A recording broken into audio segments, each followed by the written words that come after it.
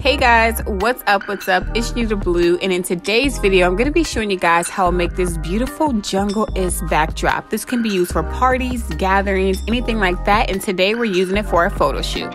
Started off at Home Depot.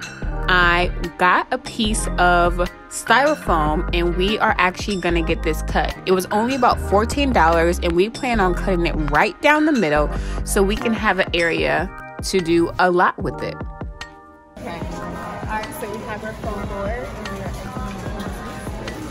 we get it cut here, and now we have to go home and start building. In the process of building our backdrop and making this glamorous tropical setting for our photo shoots. And now we have just stepped into Michael's, and as we walked in, what's right behind us?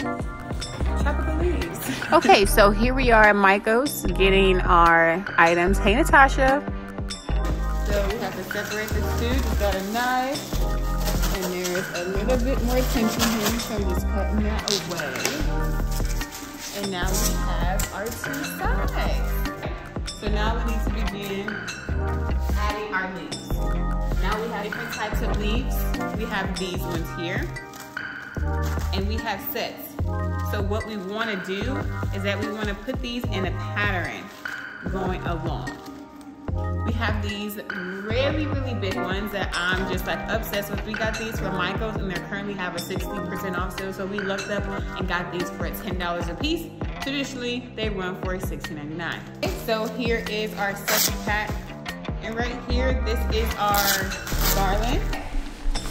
So I have laid out, I have laid out all of our beautiful leaves today, and we're gonna start applying. So the idea is to use half of the leaves for one board and the other half of the leaves for the other board. We also have these individual ones which we will glue, and we also have these ones which we can easily stick.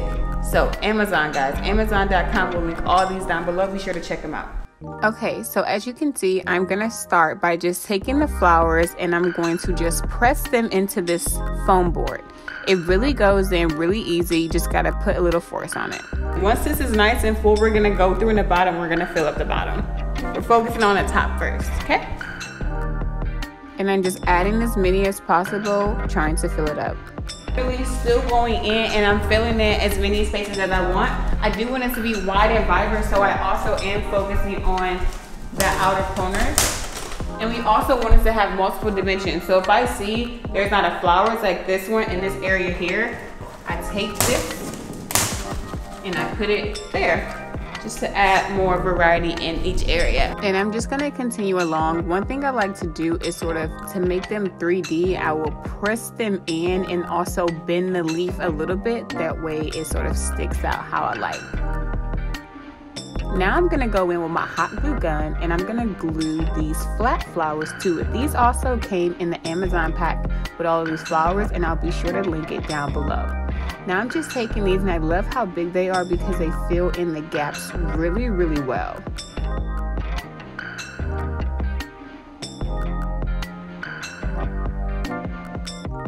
So as you can see, just tilting those brought them out a little bit more and added to that wow factor.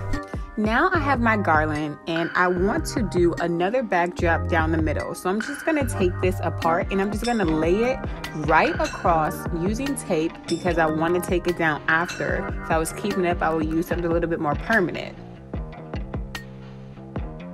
Okay, so we have finished all of our beautiful wall up, and I think it's great just like this, but because we do want the pieces to sort of come out the board, we're gonna add a few more leaves. So these are the items we got from Michael's, and I'm gonna take this and I'm really gonna stick it inside the board. Maybe here.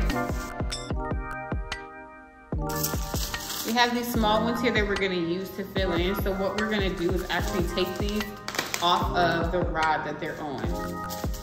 And these just come out like that. Boom, and I'm gonna place these anywhere I see any funky gaps. We're just gonna keep going. We don't really want these ones to stand out, so I'm just taking my scissors, creating that hole, and then I'm just gonna For the wider flowers, I like to use my scissors and do a pre-hole before sticking it in, which gives me a little bit more leverage when applying. So thank you guys so much for watching my video. I had so much fun making this backdrop. Like I said, you can use it for various purposes. Comment down below. Let me know if you recreated this and what do you plan to use it for. Be sure to head over to Natasha's channel where she takes beautiful photos using this backdrop.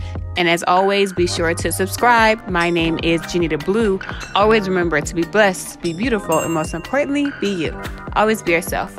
Ciao.